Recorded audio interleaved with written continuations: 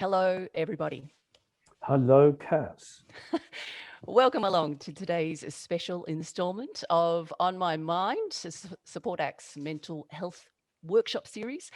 My name is Kaz Trans. My great pleasure to be with you for the very first time as host of this workshop. And I'll be introducing you to our very special guests very soon. First, though, I would like to acknowledge the traditional custodians of the land I'm on today, the Wurundjeri people of the Kulin Nation, and pay my respects to their elders, past, present, and emerging, and extend that respect to all First Nations peoples with us today on this session, and to you and the traditional custodians of the lands that you are on today. Our Indigenous communities continue to enliven and enrich our culture through their long and unbroken connection with land, sky, and waters, and their connection to story and language, which of course encompasses song and dance. This always was and always will be Aboriginal land. So, Wominjeka, welcome to today's workshop, presented by Support Act and co-hosted by APRA, and being streamed live through Support Act's Facebook page. A huge thank you also to our sponsors today, the Australian Government through the Office of the Arts and American Express Music Backers Program.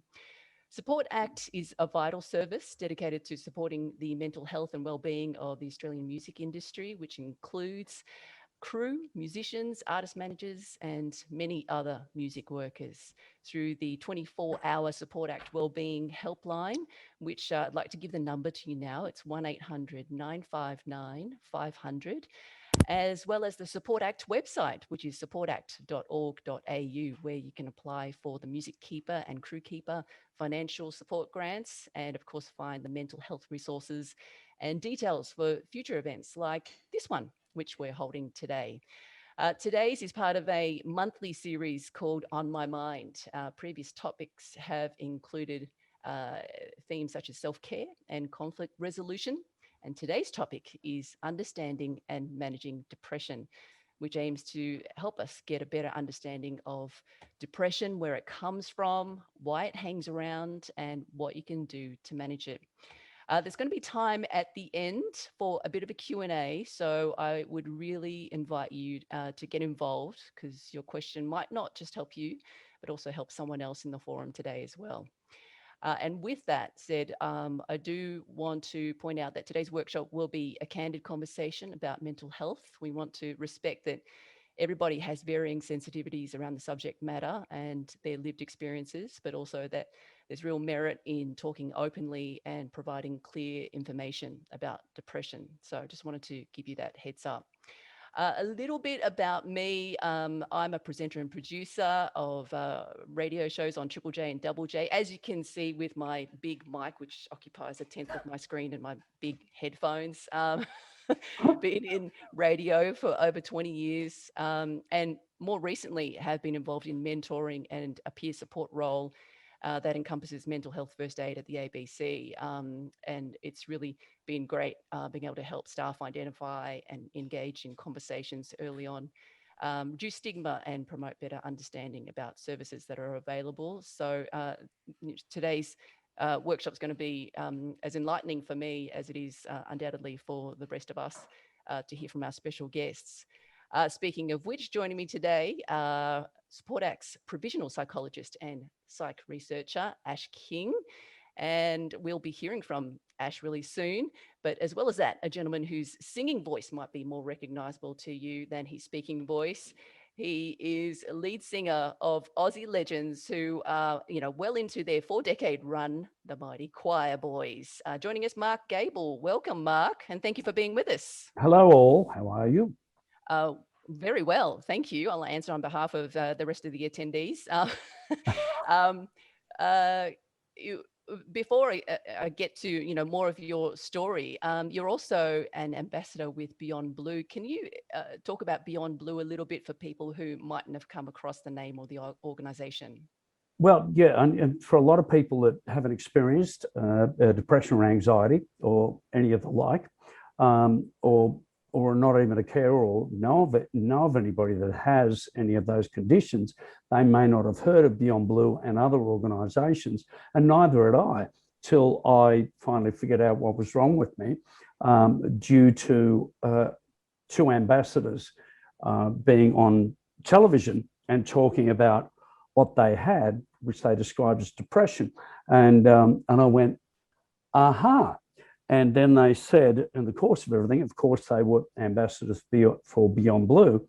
And that prompted me, after I realized that I did have depression, to contact Beyond Blue and then go through a call and a checklist, which is the kind of thing they do back then. And they said, look, it's possible you have depression. And then I went to medical practitioners, and it was confirmed that indeed I did have depression.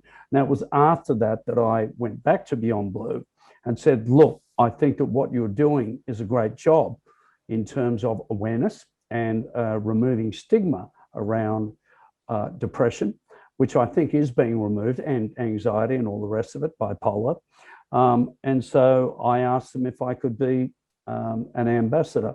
And it wasn't like they just said, yes, of course you can. You know, I had to go through a process of understanding what was involved. And then we moved on from there. That's amazing. And you know, your involvement has been long, and you know, you've been very proactive in getting the message and sharing your story out there with the public. If I could bring in you then, Ash. Mark's talked about, you know, hearing people talking, Beyond Blue ambassadors speaking about depression on TV. Can you go into a little bit more detail about what depression actually is? The term is thrown around kind of very casually in conversation. You know, people say, oh, you know, this is so depressing and I'm so depressed. But, you know, what is depression, and why do we get depressed? Yeah, awesome question. Thanks, Kaz. I think that just listening to Mark open there, you know, in my years working and existing in the music industry, I was dealing with clinical depression, and I wasn't familiar with it myself. It actually took, you know, quite a long road for me to, I guess, reach out for help, come to an understanding of what depression is, because I think that so many of us have this really, I guess, heavy, intense, you know, vision of depressed as, you know, like someone sitting alone in a corner crying by themselves. And depression has a lot of faces. But if we're going to try and understand it a bit better, you know, we all get sad, we all get low. Those types of moods are natural for human beings. We fluctuate and we move. However, when it comes to depression, it is almost like that sense of feeling down is basically a semi-permanent state. So, you know, when it comes to diagnosing depression, we tend to find out whether the symptoms that go along with depression have existed for longer than 2 weeks. This kind of set in sense of very low mood, and there's a combination of other elements too, you know, certain thoughts that are going through one's head, certain feelings that are swimming through the body, and certain behaviors or lack of behaviors that we're engaging in. Can you identify some of those specific symptoms that you're talking about that go through your head, or, you know, those physical sensations? Yeah, Ash? absolutely. So, you know, the depressed or down mood is probably, I guess, the first go to when we think of depression. That is, you know, a feeling of maybe deep sadness, feeling empty, feeling tearful, feeling low, or even feeling numb, like kind of just not accessing any feelings at all. There's also a sense of things aren't as fun as they used to be. The stuff that you used to enjoy just loses its edge, and the things that used to fulfill you just actually don't bring you that sense of joy or pleasure. When it comes to physical symptoms, we can see significant weight loss or significant weight gain. People's sleep patterns tend to stuff up. So people either can develop insomnia where they're not sleeping at all. Perhaps they're sleeping a lot, you know, really long stretches, maybe during the day, having naps all the time. Then there's also like a brain fog that might be present. Some people have a hard time remembering things or focusing and aren't able to concentrate. Then when it comes to sort of recurring thoughts, there may be you know, thoughts of feeling worthless, like my life is worthless, I am worthless to everyone. This feeling of hopelessness, you know, there's nothing worth living for. Why should I bother? And feeling of helplessness, there's nothing that I can do. This is it for me. Also feelings of guilt too. And another really big factor in depression that happens for a lot of people is once you're swimming in these thoughts and these feelings, people tend to cut themselves off from friends and loved ones. They tend to isolate. They don't want to be around people because they think, oh, these people don't want to spend time with me. I'm just going to ruin the mood. I don't know what to say. I don't have the energy to socialize. And as well as, recurrent thoughts of self-harm and suicide too. Right. Thank you for that, Ash. Mark, does a lot of those symptoms, those descriptions, do they I'm ring sorry. true for I'm you? sorry to laugh, but I was just Ash was just going through them all, and I was like, "Whoa!" It all came rushing back, and it's a very real thing, in that the feeling of worthlessness and not wanting to burden yourself on your friends and the despair that goes with it. It's quite a yeah. So Ash really hit home with what you said there, because I went through it all once again, only in terms of reflection.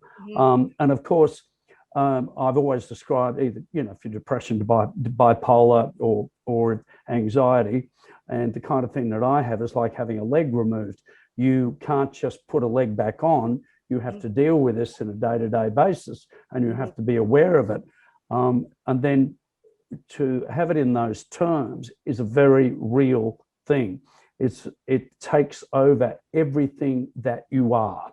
You can no longer, or at least I couldn't, and I can only speak personally, but I found that I could no longer participate in things that I found so easy to do in the past. And that's what Ash put so profoundly and so simply, is that you just find yourself removed from normal human existence. Yeah, for sure. I always almost see it as like a lens, and suddenly the world looks different from the other side. But even, me railing off, some of these signs and symptoms, and I almost, I don't know if you can relate to this as well, Mark, but when I was there, a lot of these feelings and thoughts are so real and wrapped around you so tightly that I'm saying you might have feelings of worthlessness, or think that you're worthless. And if you're depressed at the time, you'd be like, okay, well, yeah, those people who are depressed think that they're worthless, but I know that I actually am. So like, I'm not depressed, I just know the truth. And so it's almost like this is how we understand ourselves in it. Yes, it's because even when it hits me now, the great thing about it is that it is, with me, is experience, and that I know how to manage it and deal with it, in terms of, I'll I'll get up in the morning and I'll just be walking around or doing whatever I'm doing and go, oh, I see. I'm feeling worthless. I'm feeling, absolutely null and void. Right. Okay. It's depression or it's anxiety, whatever it is. Come in, let's have a cup of tea. Let's have a talk about it. Right. And then I know that when I explain to you depression, that you're only here temporarily, and one needs to remind themselves, because when you get it, you go, and when you certainly get it on a weekly basis or a long-term basis, you go, oh, this is going to last forever. And it's only temporary if you deal with it. And so I quite often, it tricks me when I'm not watching it. I go, hang on a minute, you're not here permanently. You're just in the background, buddy. It's a very powerful realization, that moment when, through the work, persevering with the strategies, Mark and Ash, when you're able to step outside of those feelings and, see it sort of in a broader perspective, rather than being consumed and so totally weighed down by it. Mark, could you talk about your experience, leading up, and what helps you to get to that stage of being able to, separate yourself a little bit more from those feelings? Because prior to seeing those people, those Beyond Blue ambassadors talking about it, had you any inclination that this was something that you were suffering from? Well, look, I'll always deem myself to be a lucky individual, and my downturn, at least I'll go there quickly, was a lot to do with neglect, in terms of you are not feeling happy.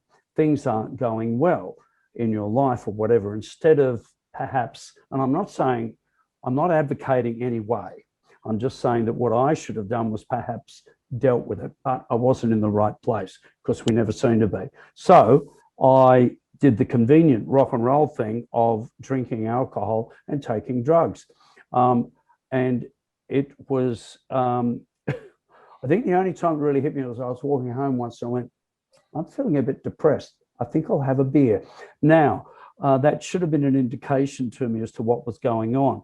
But it wasn't till I finally woke up one Monday afternoon after having spent the whole weekend from Friday going ballistic and going, something's now broken and it cannot be repaired in terms of I cannot live that lifestyle anymore. So I stopped right there and then,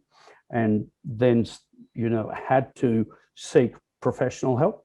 And then I had to adjust my lifestyle and I had to adjust my diet, my exercise, the way that I thought and the people that I associated with. And so it was all a dramatic change. And so from that point on, it was then I have to manage this. I have to treat this with respect. This is here to stay. And if I don't treat it with respect, it will get the better of me.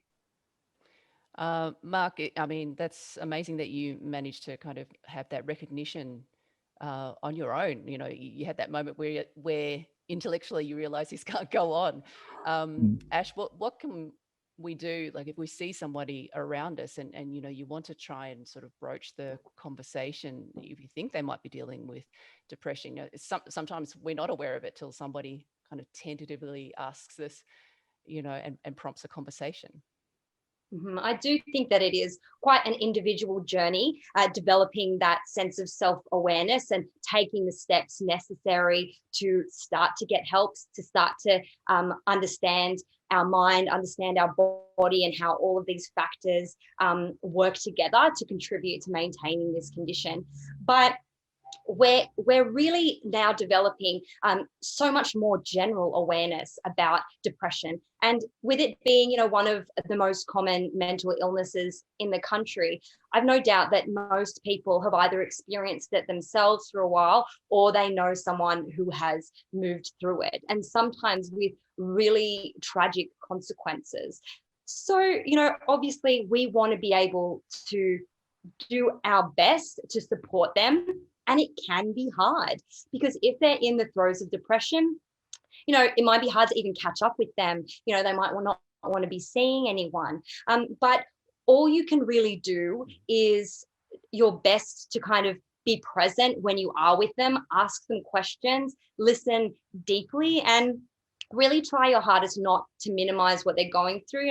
I remember when I was moving through depression and someone was like, I think that you might be depressed. And I was like, no, because like I've got a good life and I'm very lucky and, I've got nothing to really be upset about. And it was kind of like, yeah, but that's not really what depression is. You don't necessarily need a reason to be depressed, but more sort of this collection of symptoms. So you can ask, how someone is feeling and be very willing to hear whatever they have to say. Ask them how long they've been feeling this way. Try also not to dive in with lots of problem solving and advice giving. Sometimes people just want to be fucking heard and listened to, or even sat next to in their sadness, because shit, I'd be the first person to say, oh, I want to fix you, I want to fix this, but it's not as easy as that. Sometimes we just got to be a mate. Mark, you were openly laughing and thumbing up at what Ash was saying then. Well, when, as I said, the stigma around depression and anxiety and all the rest of it, it manifests itself culturally, as so many things do culturally. So when people are not very patient with the idea, if they haven't experienced it themselves, of depression. I'm not saying all, but some. So you met with, and as Ash was saying, you met with the look, I'm.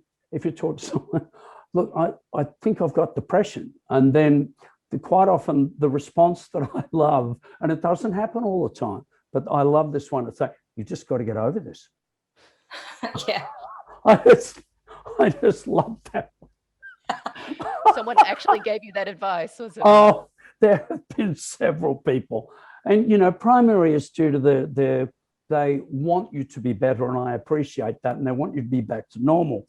Um, but as Ash said, the if you're dealing with somebody who says they have depression and you're inexperienced with it, is not to give remedies, is to listen, because you want them to seek help. And the best thing that can be done with people in these circumstances is them to be self-motivated. If you diminish their need to be for motivation to seek help by diminishing them, by saying, you just got to get over this and get back to normal, they don't need advice. They need support. They need love.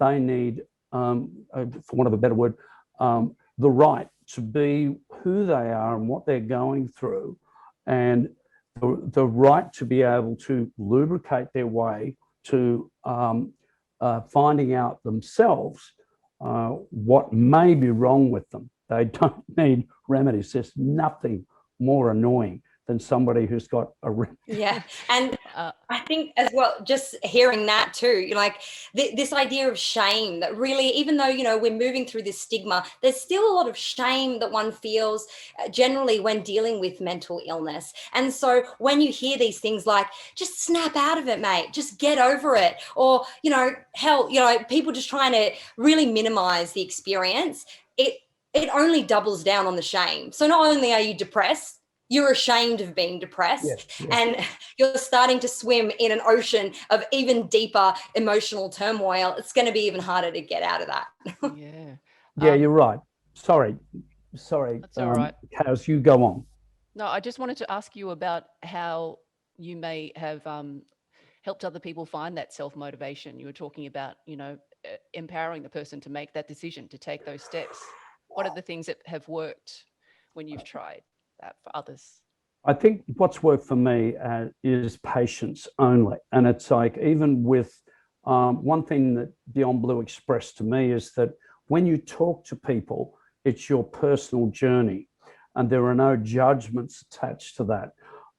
Everybody is going through a different thing, and it's very extreme and very intense, but it needs to be met with respect and love, that what they're going through is very important and specifically to them. And if you don't see it that way, then you're standing in the way of them getting better. And look, I'm not a healer. I can only tell my story, but I do know the impact of what Ash was saying, when people go, you just get over it. Pub time, mate, when you're met with that, you feel ashamed. And so compassion and understanding. Look, empathy. I know that you're feeling something very extreme. Tell me about it, rather than, mate, you just got to get over it. Men are particularly bad at that one. Sorry, guys, but they do tend to want everything to be perfect. Sorry. Ash, do you have any further tips on motivating and sort of empowering people to seek help or to recognize? I think, what Mark said was amazing. And I think that also what Mark is doing is amazing. I've been doing work with Support Act as well, with crew care, with, a bunch of road crew and people who work behind the scenes in the Australian music industry.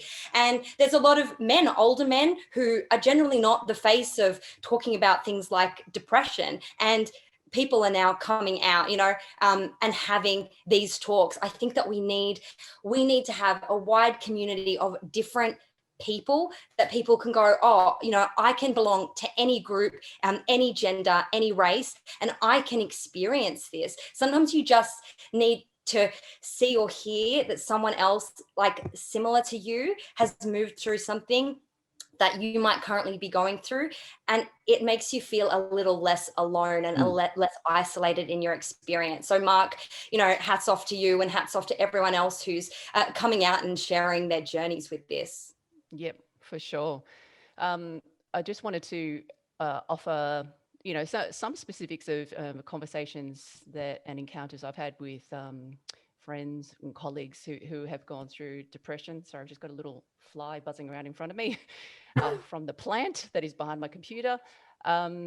It's in those conversations, and those people who are going through those sort of throes of identifying that they're in, that they're going through depression. Those conversations, for me, have best been had when you're not looking at someone directly. Having those really intimate discussions with someone who's in a lot of emotional turmoil. It can be really hard to look directly at someone. When you're sort of talking about these deep and dark places, and also touching people. Sometimes if someone's upset and you want to put your hand around them or embrace them, when people are going through that sort of turmoil, that I have found that it's really important to give people the space to be able to think, not look at them directly and dive in with information, as you've said, Ash, to want to fix things, and also just to recognize that they're in a bit of a tender situation. They're feeling a little bit fragile. That touching them on the hand or giving them a squeeze on the shoulder might not be the right thing to do either. Is that something that resonates with either of you in your experiences? Ash, do you want to go first, or would you like me to go first? I just have an interesting point off the back of Kaz there, is that, I think that so many of us who maybe haven't experienced depression get caught up in being quite confused and conflicted with how they should act with someone who is depressed. Because I would say that you're perfectly right in certain circumstances, but it is also a very individual journey. And lots of people with depression might feel like they need different things. One thing that I always thought about depression was, don't talk about like the depression with them, because you're just going to make them more sad. Like, we have this same idea when it comes to suicide. Sometimes when people are moving through quite a serious illness, it's like, don't bring it up. Like, just don't talk about it, because that's going to make them feel worse. It's like, mate, they're depressed. They feel as bad as they can feel. You're not going to make it worse. You know what? You're going to let them feel seen, and you're going to let them feel like they have a field to discuss these things. So just before I throw to you, Mark, I'll let everyone know who's watching that there is an activity and work booklet that goes with this session. And there's a little section which is called How to Be a Good Listener When Someone You Know Might Be Experiencing Depression. So I don't expect anyone to be sitting there with a notebook making notes here. You can just download that PDF and you can have a little read and a little bit of a reference if ever you need it. Yeah, Fantastic. so Ash, I mixed both of your names up there, Tash, Cash and Kaz, sorry. And I will do that. But you've said it all there. And I think it's a human thing, right? So you would take it as, when you meet someone who's going through it, you would know if it's okay to hold them or to show physical, to grab them by the hand. I don't think it would be an intrusion if you didn't feel it was. And obviously I hear what you're saying, Kaz, that it's probably better, I would hold back a little, being an older male, because you go, come on, let's have a bit of a cuddle, and it may be untoward, and I've got to watch my humor under these circumstances. But when someone's going through that, I don't know, I get a sense for what's right and what's wrong, and I would respond accordingly. You had spoken about, thank you so much for that input as well. Really valuable insights from your experiences. You've both talked about, you particularly, Mark, about some people's responses saying, you just got to get over it, and pull yourself together, shake it off. That kind of stoicism, I would hope is changing, in 2021. When you were coming up with the choir boys, sort of deeply embedded in, the rock industry and touring and all that sort of stuff. I mean, was mental ill health spoken about, and do you see the attitudes have changed a lot more nowadays? I would like to say that in particularly the performance side of things, I think that there's more of a movement as far as the crew is concerned and more concerns about that.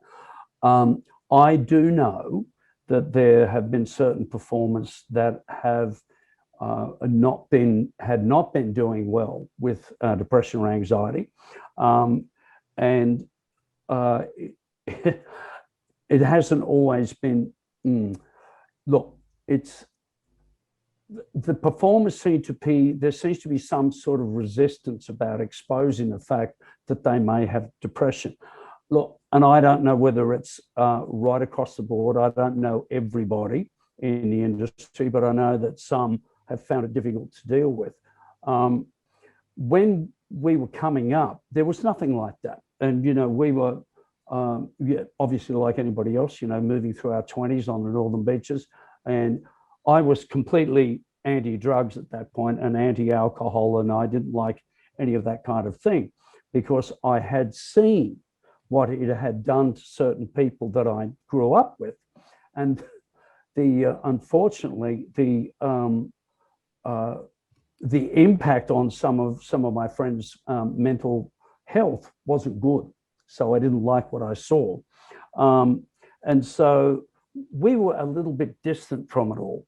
However, there were some involvements with it. But, unfortunately, what happens with an industry such as the music industry is that it's not like, and I know that every industry has its issues, but it's not like any other because, particularly with rock and roll, because it was unregulated on every front. And people were celebrated for being rock and rollers. And part of the rock and roll ethos was, and I hate to say, sex, drugs, and rock and roll. And it was like, this is what it was all about. And it really was what it was all about. And to a certain degree, it's still there. And of course, we have seen so many that have been involved in the negative side of it, the drug side of it, the alcohol side of it.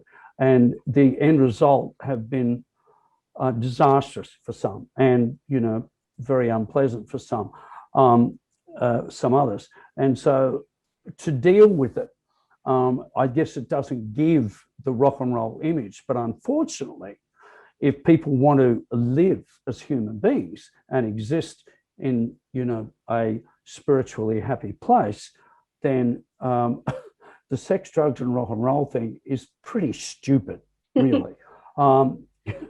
The lifestyle of it is just ridiculous, and it is. I've seen so many go by the by, and not just necessarily because of self-harming, but because of alcohol and drugs and everything else that's involved. It's a very unhealthy industry. So if I would like to see more embrace it in terms of longevity and, their families and themselves and say, I really love what I'm doing, but I have to be responsible to myself. Mm-hmm. Mm-hmm. I actually, one of my favorite things is, I went through high school with, I just was fed that sex, drugs, and rock and roll line, hook, line, and sinker. I was like, couldn't wait to get out of high school so that I could dive into to what I thought that reality was. And oh my God. I know, but I spent most of my adolescence through my early 20s pretty much just reading rock and roll biographies, like how did these people live? What did they do? And the funny thing is that nowadays you can actually look at some of these enduring rock stars who were absolute poster boys for that sex, drugs, and rock and roll. I think one of my favorites has to be Nikki Sixx of Motley Crue. And nowadays, go onto his Facebook page and he'll be there saying, I'd like to just share my gratitude practice with you guys today and talk about some things that I'm grateful for. Like, this guy died in the back of an ambulance after a heroin overdose, and that was his personality back then. And now he's able to I guess, like share his connection with a lifestyle that's a lot more healthy, a lot more sustainable. And not only that, but it allows them to continue doing what they do, like play music. So I kind of love it. Yeah, well, as you can see, a lot of people unfortunately were impacted by it, and it had a stop result, as we know. But Nikki Sixx is, and of course, if anybody's read The Dirt, the book about Motley Crue, it's one of the scariest books I've ever read. If ever chauvinism was at its high, it was back then. But now you see Nikki Sixx, and he's a different human being, and he's celebrating life, and he's celebrating continuation of life, and he's also looking back on his life and what he used to do and going, hey, don't do that. I was just one of the lucky ones. Don't do that. Sure. Try and be sensible. Good on him. If we could talk a little bit about building resilience, because your experience, Mark, of recognizing it, that you were going through depression, and then those times when you're recognizing those feelings coming back, and that it's a temporary state. You've built up that resilience through experience as well. Can you share some tips about really kind of getting on top of managing your depression so it really doesn't get a stronger hold? Yes, well, Kaz, as I was saying, I'm probably, and I'm not saying it is the case, but I've seen myself as being more the exception than the rule. As I decided I was going to be the Keith Richards of Australian rock and roll, minus the heroin, one day on a flight to Germany to record an album. And I started one day, and then I finished one day because I felt that something had broken. I don't think that is necessarily the norm for everybody. But let's say that for someone who is experience a wilder kind of lifestyle, yet they're experiencing depression, then obviously certain things have to abate. They would have to reduce their lifestyle, the wilder lifestyle, and they would have to focus on a healthier kind of existence. So for me, it was walking, cognitive therapy, and seeking out counseling, which was very, very helpful. And obviously, as I said, I stopped one day, just the alcohol, the drugs, all finished, and the coffee at that time. But I'm still kind of hooked on coffee. Life without coffee is very difficult, but that's another issue. We can talk about that on another session. But all the rest of it, as I said, I stopped. For some people, it's not that easy. I understand that. But even within that, I had to manage what I was doing. I had to drink more water. I had to eat the right kind of food. I had to walk. I had to, as I say, do cognitive therapy. I had to address the fact that I did have something that was not working properly, and I had to understand what it was, and I had to deal with it directly, and I had to deal with it in a positive way. And it was not an easy journey, and I can understand why people would find it difficult. But it was a journey that I had to do, and I had to do over a long period of time. And as I moved forward, I could see that it was having an amazing impact on me on a personal level, health-wise, emotionally. It was really working well. And I think that whatever course you take, if it's a positive course you take, it will have a positive impact on you long term. I've seen the results again and again and again. It's something that you still manage, as you say. There's waves, there's times when those feelings, you're recognizing them coming on though, and you're able to put these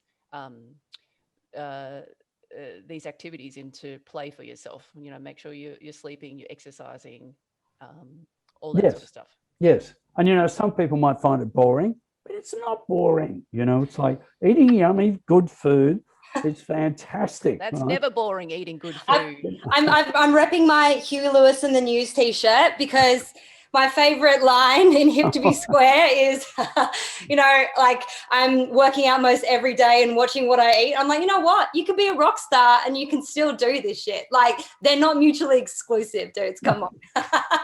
No, they're not. And the truth be known, Ash, as we've moved forward, there are rock stars out there that have been there for a long time. And some of them have never played the rock and roll game, but 99% of them have, and they've usually adjusted their lifestyle, usually. Mm-hmm. We're coming up to the question and answer time, so I'd encourage you, if you have a question, please to send it on through. Would love to throw them to Mark and to Ash King as well. Before we get there, though, Ash, have you got further tips about building resilience before depression takes hold? Yeah, so Mark actually threw to, some of the main ones that we work with in the industry. So the first thing, that that I would do is understand that something like depression is sort of a body mind experience. You can't just focus on what's going on in your head, but you can't just focus on the body too. Of course, if you're taking care of your body, it's going to make it a lot easier. So just like Mark said, those things that we all know deep down, getting enough sleep, eating right and eating at the right times, drinking water, moving your body, finding time to relax. Like don't be overworking yourself and flogging yourself sick. Our bodies need to recover and recuperate, so they need time to wind down and relax. Mark also shouted to cognitive therapy, and that is it's actually really eye-opening when you start to sort of dip your head into that, if it's something that you've never learned about before. And if you'd like a little taste, again, download the activity sheet that is in the Dropbox link just in the chat window there, and you can have a little look. I've popped a few exercises in there. One is a CBT, a cognitive therapy exercise called vowel movement. And it's just a series of like little questions, I guess, that you can ask yourself to sort of question and challenge the thoughts that you hold on to really tightly about yourself. Those thoughts of I am hopeless, I am helpless, I am worthless. We say in the biz that there are three fundamental aspects of depressive thinking. One of them is personalization. This is all my fault. Everything about me is bad. Permanence. It will always be this way. Nothing is ever going to change. And pervasiveness. Everything sucks. It's all terrible. So these really big and wide encompassing things really make everything black and white, this or that. And I think deep down we all know life is lived in the gray area. There's a lot of space in between this or that, black and white. So sometimes just giving yourself the opportunity to challenge a lot of the thoughts that you just held as gospel can be really enlightening. Yeah, that's amazing. Mark, did you want to contribute something there? Oh, I just, you're talking about cognitive therapy, and it's like anything, it is a personal thing. And, I have to be careful about recommending this, that, and the other, because it's all personal. But since Ash brought it up, the one that I would say over and over and over again, I'd walk and I'd say it in time, I'd go, and it was all directed at what I was thinking. And the thing I used to say over and over again was, I'm a good, positive person. I now have love, success, and happiness. I've removed the success because I don't know whether that's relevant to anything. And I've just put, I now have love, and happiness. And so it actually worked because it counted everything that the depression was telling me. As Ash put it out, everything sucks. It's all my fault. I'm a scumbag, and so it counted that. And oddly enough, I went, wow, I'm starting to combat this and beat it down. But that is a personal thing. I'm not saying it works for everybody, but it did work for me. That's brilliant. And having Huey Lewis on repeat might be also good in combating that. I'm definitely putting that in the Spotify playlist, just Yes. loading that on repeat. We are in our Q&A time as part of the workshop today. So, the minute there's a question up there, I will definitely throw it to the panel. So please do get involved. Don't hold back your questions, because we're carrying on having a banter here. It's time, definitely to throw questions if you have them to the panel. Lisa, is there a question from Lisa?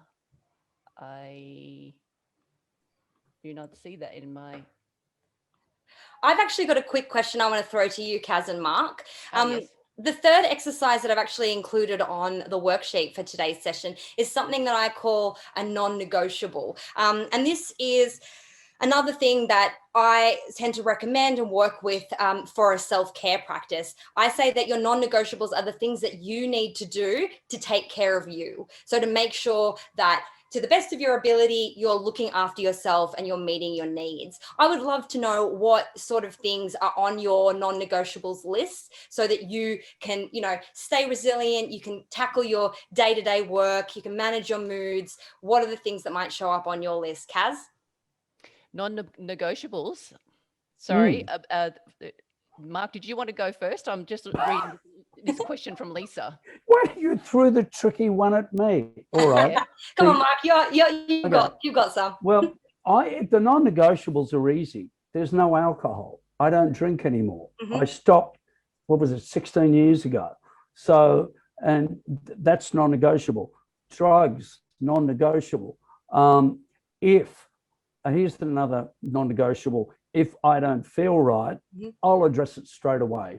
That's right. Non-negotiable. So I go, all right, I'm not feeling the best. I felt like this for a couple of days. What am I doing?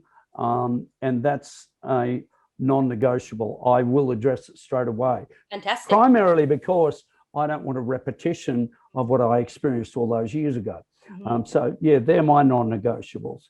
I'll always be nice to people and be lovely to people. Sorry, but that's a side issue. That doesn't have anything to do with what I'm going through. My non-negotiable, jumping in just quickly, yeah, definitely, jumping on things quickly, but, time for myself, always, no one's going to, encroach on that part of my schedule, having that time for yourself. Yeah. From Mark. I just wanted to throw this question from Lisa quickly to you both because it's come through. Thanks to Luke. Lisa asks, has anyone experienced any big trauma, big T or little t? And is anyone on antidepressants? Thank you. That's the question from Lisa. Ash, are you going to? I've got a reply to that. I'll leave it to you, Mark. Okay. A big trauma or a little trauma. Now, once again, it's a personal interpretation. And Ash, when you were talking earlier, you were saying that depression lasts longer than 2 weeks, whatever the case may be. And I do think we experience grief if somebody's passing or we have a breakup, and breakups were very powerful with me. They had a huge impact on me.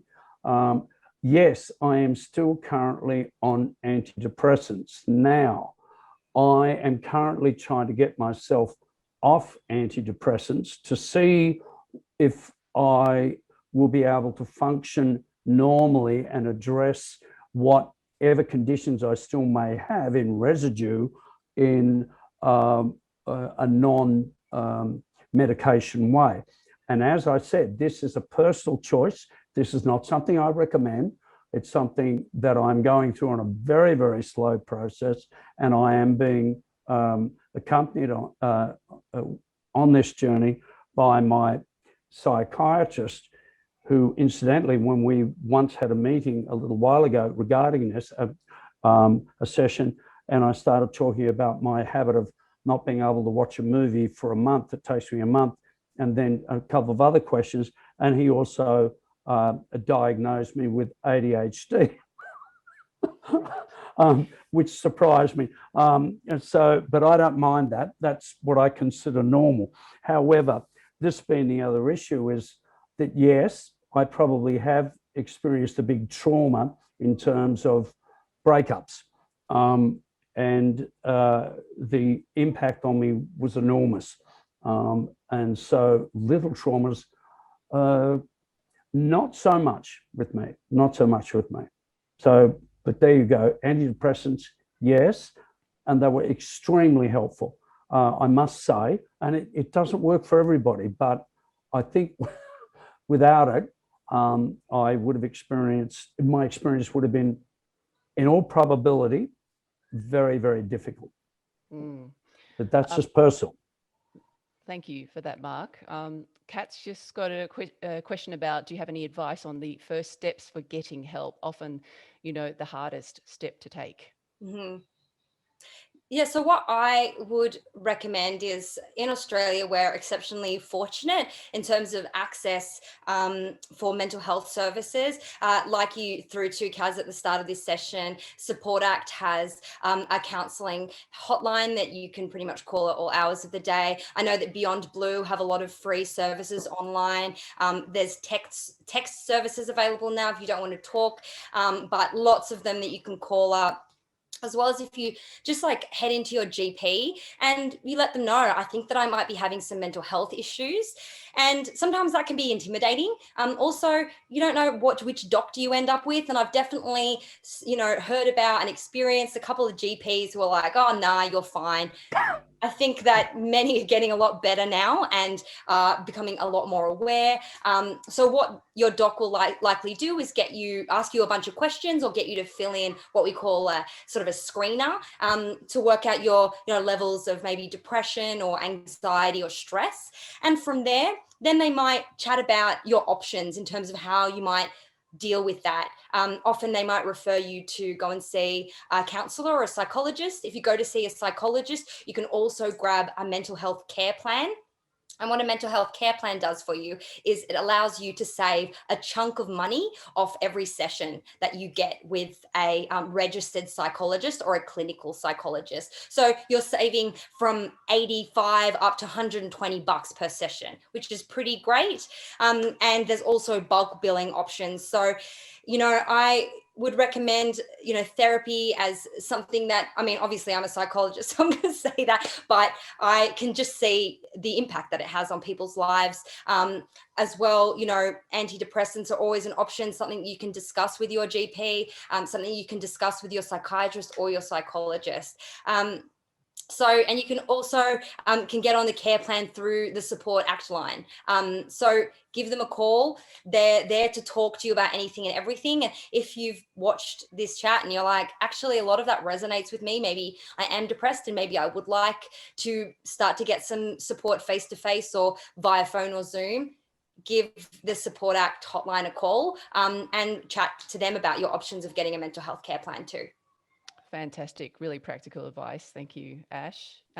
Anything you wanted to add to that, Mark, about taking first steps? Yes, I think that Ash's approach to medication and seeking medical help was very wise, because I think that, there are times when you think the right medical practitioner, it doesn't mean that they're bad or that they're wrong, but the right medical practitioner for you is very important at this stage. And, the choice to go on medication is a very important choice. And it's something that has to be taken very seriously. But also, medication is not an excuse to go, oh, well, I'm on medication, I could just live the same lifestyle. It is merely there as a support system to you or for you. And also, seeing a psychologist, psychiatrist, whichever the case may be, is a very important step as well, because one of the greatest problems that we have with depression or anxiety is the cultural, as we say, the stigma. And you go, look, I'm not feeling well, and I don't know what it is, and then what we're scared about is the response of just get over it. Mm-hmm. And that's why seeking to get counselling is very important, because counsellors in this field are well resonated with the issues that are surrounding it, and so it is immensely helpful to get counselling. Probably the paramount thing. Right. Okay. Thank you. In my opinion. Mark. Okay. We've got a comment from Erin, who's joining us from the US. Hello, Erin. Thank you for sharing your story. Erin says, I'm so happy I stayed up late to attend the event. Erin suffered with depression for the past 5 years and has had a harder time, she says, she thinks in quarantine. Like Ash, I've also had an amazing life and feel discouraged that I am depressed. Sometimes I feel like I will be like this forever. Mhm. Can you add to, that feeling that feels so pervasive, and how you pull yourself out of that, Ash? Yeah, like, Thoughts we about that? mentioned that, yeah, that was one of the hallmarks, right? That pervasiveness, that it's like your mind playing tricks with you and really convincing you that you will feel like this forever. But what makes it heavier to hold is that sense of shame. I feel so ashamed and so guilty that I feel this way because I have people who Mhm. love me. I have a great job. I have a great life. I have great access to, medical support and education and technology. Why do I feel like this? And so I think that shame is an incredible burden for anyone. And one of the hardest, but I think the most profound and important lessons that we can learn is that feelings is part of the human experience. And we don't need to be saddled with a sense of shame or guilt just because of what we're going through. Depression is so hard. And you know what? Like, while they say that, depression is probably a contribution of a lot of different factors, genetic factors, what's going on biologically, sort of the neurochemicals, flooding our brains. It's also environmental and what's happening in our world, Mm. what's happened through COVID over the last, 12 to however many months now. I feel like it's been going on forever, but it's cutting us off. It's keeping us more isolated. It's fucking up our routines. Maybe we used to go on regular walks. We used to catch up with friends. We used to go to the gym. We used to exercise our body. Maybe we used to go out and have meals with loved ones and enjoy cooking. But now, we can't be asked cooking because we're over it and we've just been doing this for, however long. So a lot of the things that we used to have in place to support us, they trickle away for a lot of people they have during this experience. So Erin, you're not alone. I've seen a lot of clients who have been moving through this as well. So just know that, you won't be like this forever. And this is one of the, I guess, the bravest things that you can take away is understanding that there will be a future for you when Mm. you are not in this depression. Mm. Very sorry, Mark. Yeah, I'll add to that for Erin. And, welcome from the United States. Been there a lot, love the joint. Now, the thing is, I've got this saying, and it happened out of, what I experienced. I go, I feel really good today. This is not going to last. And then I go, Love it. I feel depressed. This is going to last forever, right? And the odd thing is that, Erin, you say here that you've had it for the past 5 years. Now, I assume that you are older than 5 years. So really, it's only been temporary in terms of time. It feels very powerful. It is only temporary. And that's the thing, is that it is only here for a short time if you deal with it. And I'm not saying you're not dealing with it, and I'm not saying that you haven't been trying, but it is only a temporary condition. It's not a permanent condition. And if we manage it, we can kick it in the butt. Wonderful, powerful, and very motivating advice and stories. Thank you so much to you both, Mark Gable and also Ash King. We do have to wrap it up. The time for our workshop has concluded, and I would like to once again thank sponsors, the Australian Government through the Office of the Arts and American Express Music Backers Program. Thank you to Support Act and APRA for co-hosting, presenting today's workshop. That 24/7 hotline number once again for you to get in touch with Support Act is 1-800-959-500. So you can speak to them 24/7, but also use the website supportact.org.au to find all of those financial support grants information, the mental health resources, and for future events, which they will be holding for On My Mind. once again, thank you, Mark and Ash. It's been amazing hearing your stories and learning from your experiences and your expertise. And thank you to everybody who's joined us today on the discussion and with the questions that have come up during the panel, to the panel. Hope you've got something out of today's discussion and perhaps lead to broader discussions and greater understanding on depression. From me, though, it's goodbye for now, and thanks for having me, and see you next time.